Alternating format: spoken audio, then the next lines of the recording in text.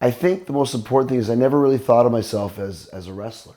It's entertainer from the moment I got in the business. Because when I started in 1990, I was small.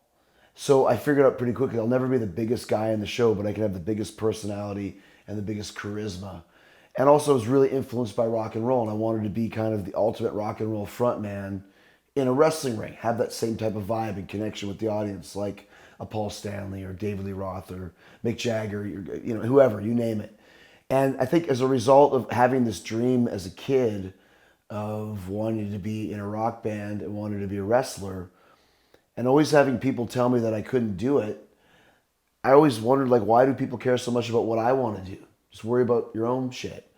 And then when I started getting some traction in not just one but both, then you become dangerous because now you have confidence to know that when you take a chance, you can make things happen. And I think your word of entrepreneurism, Yeah.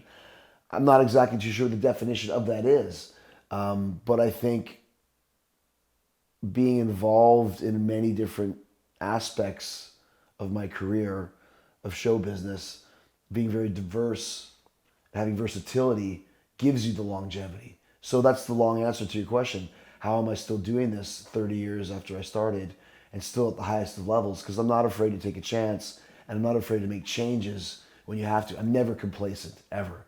Because I think that's the beginning of ending success, is being complacent. So you see, that's a sign of a true entrepreneur, someone who is competitive. And you said before, you're not sure what an entrepreneur is. It's someone who's in business for themselves, not necessarily by themselves, because in this case, you've worked with some of the greatest corporations of the world, right? WWE being one of them. But you've built this character, right, that you personify. Yeah. You're Chris Jericho.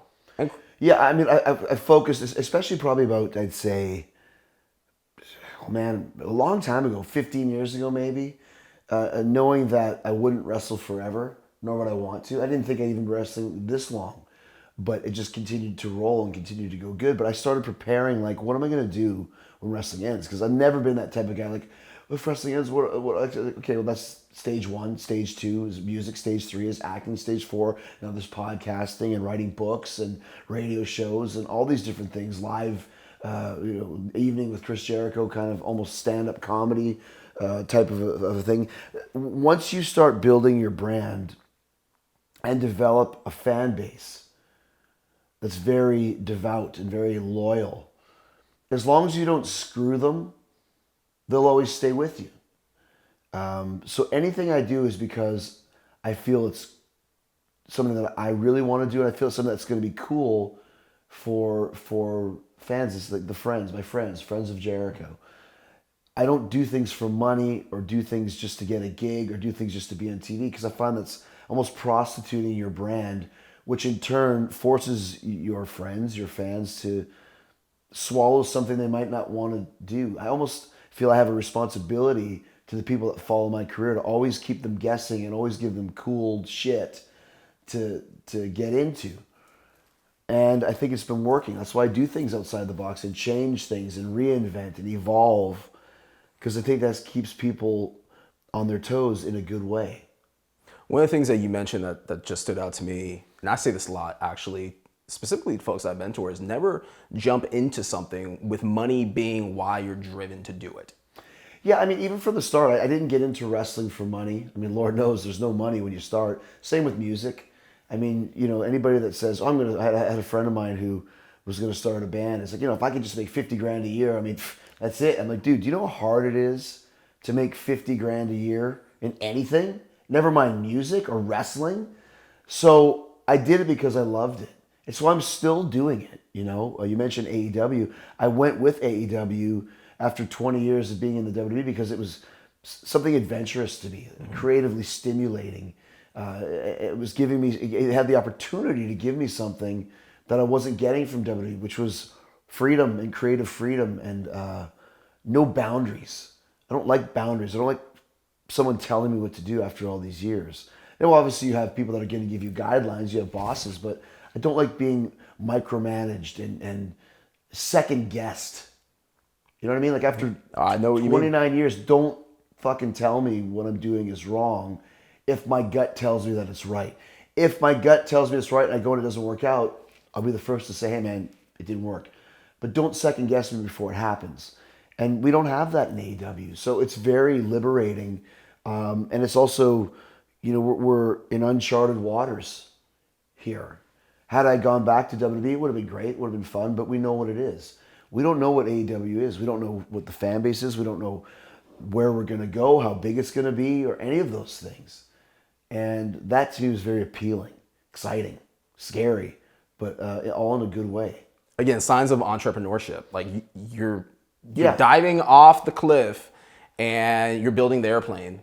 You're putting the airplane together essentially for its maiden voyage before you're really able to take off and get on TV or pay-per-view. Like you already took a risk and signed with AEW. Well, I'll take you one further. We were talking about the Jericho Cruise, the Rock and Wrestling Rager at Sea. That's probably pure entrepreneurship. Entrepreneurship. You got to teach me how to speak. That's true entrepreneurship because AEW is a company that I work for. Obviously, I'm a big part of it, but I'm not really paying the bills. If it succeeds or doesn't succeed, it doesn't really affect me. So I get my money either way. That's not the point, but it is basically the truth. With the Jericho Cruise, I had this idea when my band Fozzy played the Kiss Cruise. Now, I follow a lot of what Kiss does. Those are true entrepreneurs, Gene and Paul, both of them. And we did the Kiss Cruise, and I saw this whole community that joined them every year, almost like summer camp. Didn't care who was on the boat, didn't care what was going on, just know it's the Kiss Cruise, we're going to have a blast. I think they're up on their 10th year now. When I got off the ship, I called my manager, Fozzy's manager, and I said, dude, this is what I want to do. We can do a cruise. What's Jericho known for? Rock and roll and wrestling. Let's put that on a cruise ship. It's never been seen before. Let's do matches in the middle of the ocean where you've never seen that. Because they're like, oh, you can do matches when you dock. No. We're doing them at sea. Well, how are we going to do that? I don't know, but that's my vision.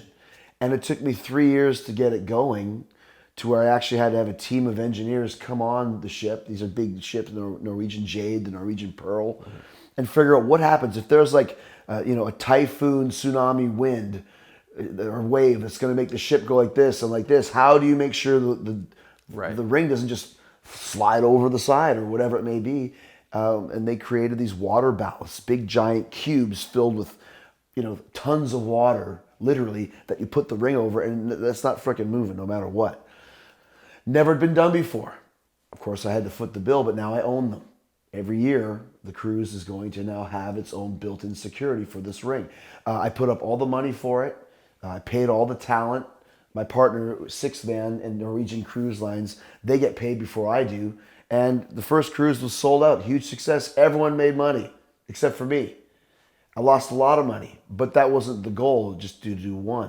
My goal was to do an annual destination vacation, just like Kiss Cruise.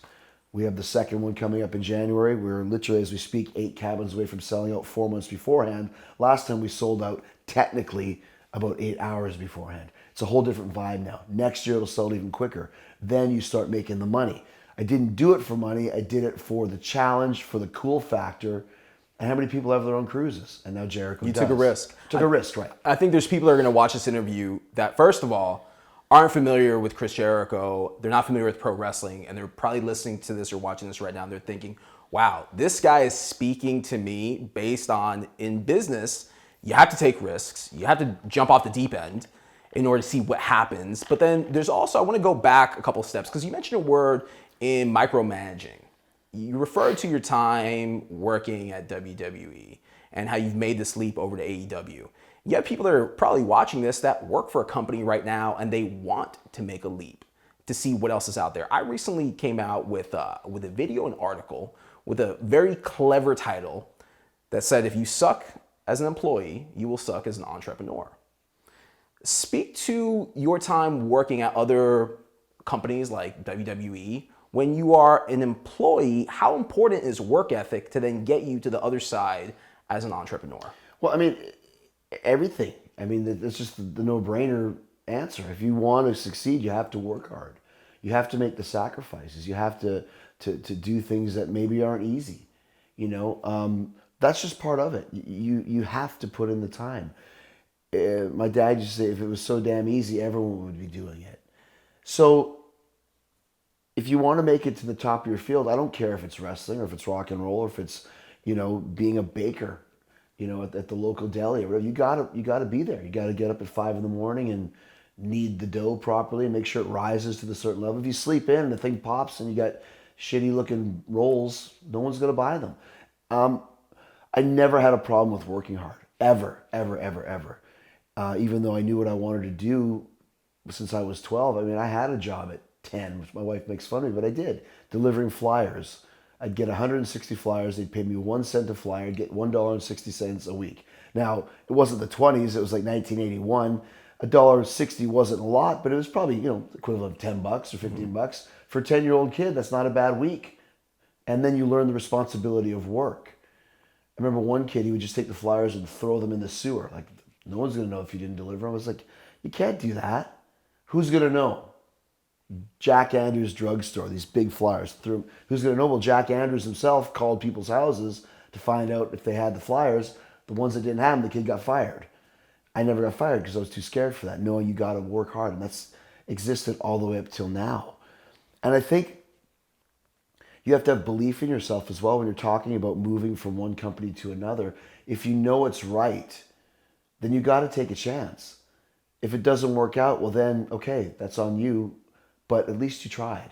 I would rather take a chance and fail than stay complacent and never get any further. I mean, I tell people when they want to leave, let's say WWE, if they have an opportunity, it's like standing on top of a skyscraper and a magical wizard goes, okay, you can fly. All you got to do is take this step off this building. You sit there for hours and days and months and years. Like, what happens if I don't fly? What do I do? I can't do it. And you leave. Or you take a chance and take that one step and suddenly you're flying going, oh my gosh, I should have done this years ago. You have to take that chance. You have to believe you can fly. If you don't believe it, don't do it. But if you really, really do, then you got to make it happen. So let's talk about AEW. And by the way, like, those are really good points because again, there are people that they'll watch this and it'll resonate with them. Yeah, well, my last book, I wrote it as a self-help book. It's called No is a 4-letter word. And the reason behind that is I really believe that people accept the word no so easily. And it crushes people's dreams. It crushes your mindset. No really is a curse word. I'm not talking no if you ask a girl out and she says no. I'm talking about no if you want to, get into a position in a job or go to the airport and you want to get, an upgrade and they say no, but you keep trying, you finally get it. I've done that stuff my whole life. Don't give up on what you want to do. I think that's very important for people to remember. Don't take no for an answer when you know it's just lip service. I mean, it's just easier for someone to say no than it is to say yes. I'm not taking no. Let's continue.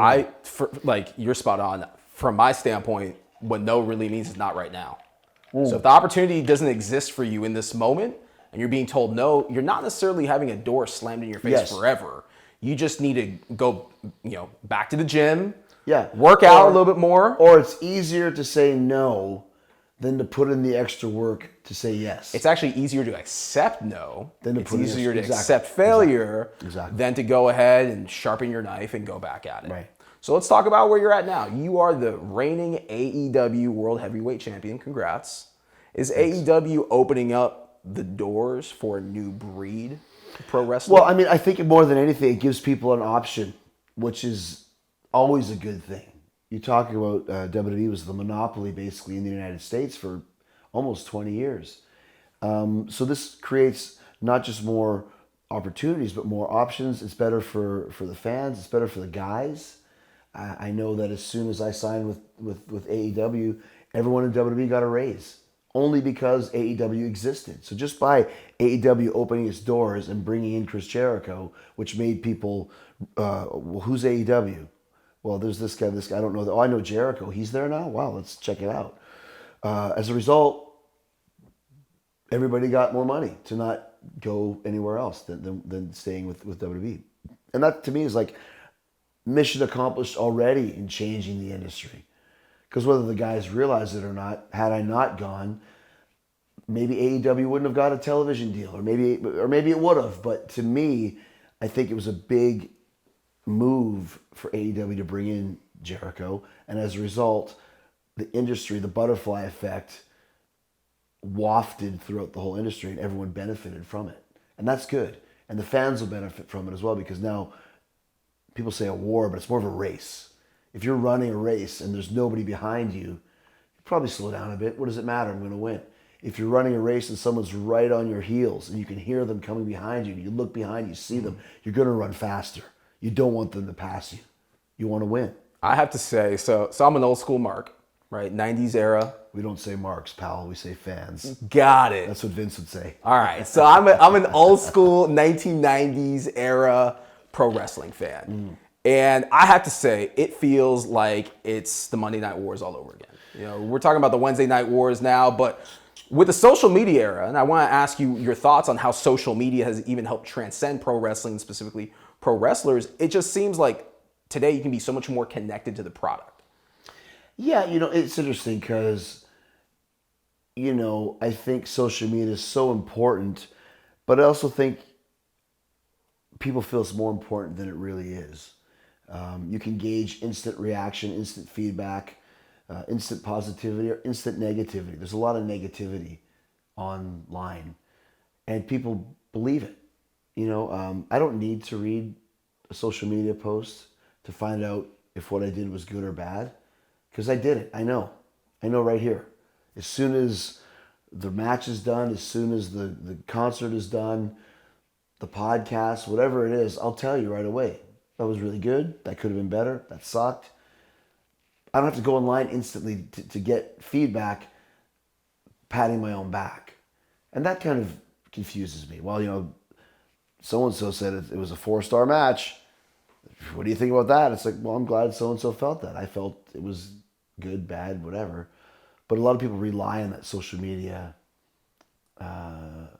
atmosphere, that feedback. I think it's ruined a lot of things. I take great pride a lot of times in when people ask me questions of what I'm going to do and not going to do, of either just blatantly lying to make them go one way, like a red herring in a murder mystery, or just not saying anything. And when I do it, they go, well, you never told us that, or we knew you were going to do that, and I know you didn't know shit. Because I think there still has to be an element of mystery. No mystique, big mistake. When I go to a movie, I don't want to know what the end of the movie is before I see it. I want to watch the movie. I want to watch it play out the way the director intended it to be, and then I decide at the end. In wrestling, they don't like it. If 1 week something happens, well, this is the worst. This sucks. This never should have happened. But meanwhile, there's still another 4 weeks to go. It's like, you guys don't even know. Just sit back and enjoy it. So I find social media to be a benefit. It's a great way to advertise what you're doing, get the word out there.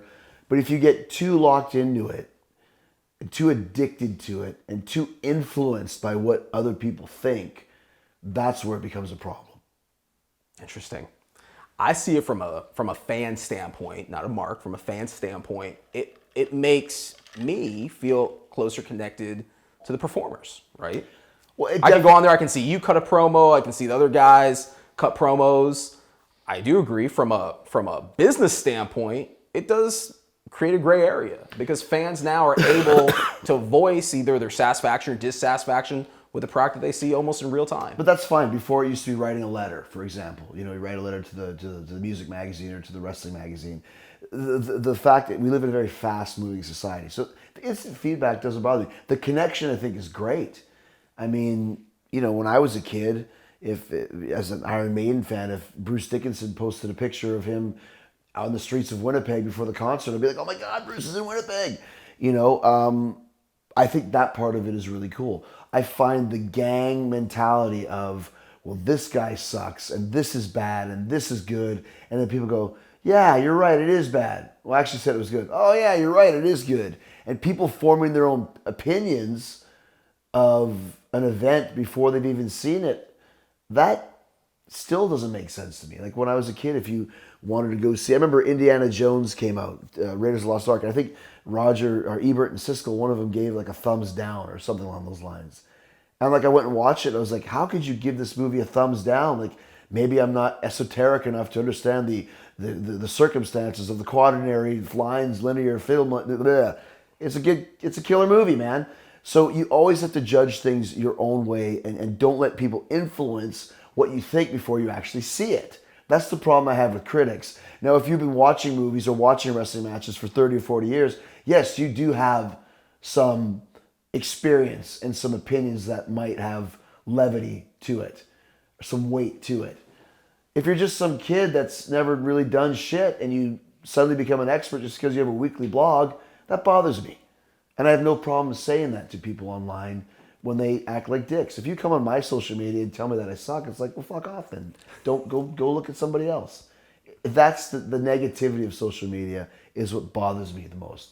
I see all the pros to it, and I believe in all of them, but there's a couple cons that get on my nerves. So let me get in your head for a second, right? As a performer, as a celebrity, how do you manage that internally? You just don't stay on it a lot. And you have to have thick skin. If you're going to wade in those waters, know that some people are going to love you. Don't take it to heart. Some people are going to totally hate you. Don't take it to heart. It's just an opinion. It's just business. It's not even business. It's like the people aren't really giving you any money for anything. Like half the people that complain are going to watch anyways. And half the people that like it didn't even watch. They just heard it was good, or they like your past work. Obviously, if you go online and Tony Khan, the president of AEW, is saying Chris Jericho's the shits, well then that's business. I better do something. But if it's John Schwartzky from Poughkeepsie, New York, first year of college or something like that. I'm not even going to say living in your mom's basement. You've got a great apartment. You've got a great job. If you like me or doesn't like me, it really doesn't affect me. Or it's just an opinion. So you can't live and die by what social media says. I will say this to your point. Social media has created this keyboard warrior generation. Yeah, and that's fine if you're a keyboard. I'm not going to go door to door and demand that everybody gives you an apology or demand that everyone gives you a flower if they like you. Everyone has an opinion. Social media has allowed everyone to have a spotlit opinion where you could post something and I always love it when people go, I don't know, so-and-so sucks. Oh, really? Well, you've got 2 followers. Well, if I've got 1 million followers and I've just told this guy he's only got 2 followers as an insult, now I got 1 million people that saw this 2-follower guy insult you. Like, that's exactly how it works. I hate Twitter wars online. I hate them. If you got a problem, go face to face and say, listen, let's take care of this. You're a pro wrestler, of course. You're just a man. I'm a man. Like, you don't have to be... I'm not beating people up in the middle of the street because I'm a pro wrestler. I'm just saying, like, if you have a problem, then you just talk about it. But that's the world we live in. Moving on from pro wrestling, I want to talk about your podcast, Talk is Jericho. The first time I reached out to you, I actually had just finished listening to your interview with Jon Moxley. And I'm sorry, I listened to the interview with Jon Moxley. I was on a flight from LA, flying across the East Coast. And then you were with Dustin Rhodes. 2 very, very good interviews. And, I was impressed by the fact that you sound like a journalist. Well, I mean, I think the main thing about it and why my podcast is successful is I know what it's like to get asked the same questions all the time. Because I've done probably 10,000 interviews, if not more. And I know when people are trying to get stuff out of you that you don't want to give, you can't do that. You can't force someone to talk about something they don't want to talk about. It's just going to cause them to shut down. So when you do my show, you have an open forum to talk about whatever you want, and it's not looking for clickbait. I don't care. I just want people to have a good time. Like when Slash came on before the Guns N' Roses reunion, I've known him for years, but he came on and he's like, let's not talk about Guns. Like, why am I going to talk about Guns N' Roses? I got Slash. You're my bro. You like dinosaurs. I like dinosaurs. You like horror movies. I like horror movies. So we talked about that. Then we started talking about the Rolling Stones. And then he talks about the time when Guns N' Roses opened for the Rolling Stones and the disaster that happened. I'm like, now he's talking about Guns N' Roses by choice. So the natural segue is, well, whatever I said, like, will there be more chances to open for the Stones for Guns N' Roses in the future? Whatever we said. And, now you have someone talking legit, comfortable, right, wanting to talk about this sort of stuff, but on their own terms. Not someone you sit down right away and goes, Slash, are you ever going to reunite with Guns N' Roses? What's going on with Axl? You're just like, oh my God, like really? Is that what we're going to start with? I did an interview the other day. We're doing a lot of press right now because the new Fozzy single has come out. We have a tour and it's like, so you're in a band called Fozzy. Tell us about that. Like that's the opening line. I'm like, dude, like it's 20 years of history. And And of course, I know how to handle it. I'll just take it and run with it. But if I wanted to be a dick and be like, really? That's your opening line? Like, it's not a good interview. So I understand the difference. And people enjoy doing my show. I've had a lot of people that have done thousands of interviews say that Talk is Jericho is their favorite. Lemmy, Paul Stanley, Gene Simmons, guys like Ian Ziering, just whoever. Like, they enjoy doing the show just to hang out and shoot the breeze. And that translates to people listening. How long have you been doing the podcast for now? It'll be 6 years in December. Who got in the game first, you or Stone Cold? Steve. Steve did? I had an interview show called The Rock of Jericho on Sirius XM on the Boneyard. Okay. It was a 30-minute interview and then play songs for another 30 minutes. And I had just finished up that show, and Steve called me and said, listen, I'm doing this podcast. It's a hit. They're looking for other guys to do it. I suggested your name. So Steve had been running probably about a year, maybe 6 months to a year before me. And when I got kind of the offer, I said, well, the only thing is I can't just talk about wrestling all the time. And they said, well, that's what you have to talk about. I'm like, well, then you got the wrong guy. I've got too much shit that I like to talk about. Like, just talking about wrestling every day would drive me crazy. And he said, well, do it your way and see what happens. So that's when it started. Talk is Jericho, with wrestling, music, paranormal, comedians, album versus album debates, movie reviews, just whatever. Whatever is interesting to me that involves kind of this world of pop culture that I live in, I'll put it on the show. And I think that's the reason why people love it, because they never know what they're going to get. I wanted to build it the way that Johnny Carson used to build his show, where you love Johnny so much, you don't care who the guest is. You know it's going to be good because it's Johnny freaking Carson. That's what I wanted to do with Talk is Jericho. And I think I've succeeded to that a certain point. Chris, you are a pro wrestler, musician, and a podcast host, also an entrepreneur. What would you say is the hardest job that you have? The old saying is that if you enjoy what you do, you never have to work a day in your life, And I really do have a great job. I think the hardest part was, once again, the sacrifices that you have to make to succeed. Being away from your family is very hard. Having said that, I wouldn't trade anything. I mean, I put a lot of years and time into succeeding, not just in one seemingly unattainable goal, but two and now many more. Like I said, when I first told people that I wanted to be in a rock band, I wanted to be a wrestler, I was like, oh, come on, man, you're never gonna do that. And then I read Schwarzenegger's autobiography when he told all the kids in his little village in Graz, Austria, that he wanted to be the biggest bodybuilder in the world and the biggest movie star in the world. Oh, come on, you'll never do it. And he just went and did it. So it's the same vibe for me. I've never had a problem taking a chance and trying something that I really knew I could do, not listening to people who are negative, because I find that most people that tell you can't do something are the ones that have failed at their own dreams. I would never say that to somebody. It's been a pretty cool life because of that, because of the mindset. And not hard. It's draining. It's a lot of work, but at the end of the day, all the things that I ever wanted to do, I'm doing, and I think that's a good place to be. Chris, on one closing note, what would your best piece of advice be? Like I said, just don't take no for an answer, and don't be an asshole. There's no reason for that either. You never. I always love when I go on an airplane and the plane gets delayed, or it's stuck at the gate for a while. There's a mechanical problem. You get some guy like, I'm going to miss my next flight. What's going on here? And it's like, dude, like, what do you want him to do? The plane's not safe. You want to take off and blow up in the air? Like, just chill out, calm down, just be cool. It's in the book that I wrote. I told you, Noah's a four-letter word. I had 20 principles that I learned from different people and celebrities and movie characters. And Mike Damone from Fast Times at Ridgemont High. Act like wherever you are, that's the place to be. Look at this. Isn't this great? When you have that attitude of everything you're doing is cool, like taking out the garbage, like, dude, trust me, there's a lot of people stuck in bed with a broken leg or worse that would love to take out garbage. Don't ever take what you have for granted, because things can change in the blink of an eye. So just be cool and don't take no for an answer, and follow your dreams, and don't listen to anybody that tells you can't do it. Because if you really believe in yourself, you'll find a way to make it happen. That is real talk. That's great advice. Chris, where can the viewers out there get your book how can they connect with you? They're going to tweet you and ask you, and then you're going to Google it and send them the information. We'll make it happen. Thank you so much for your time.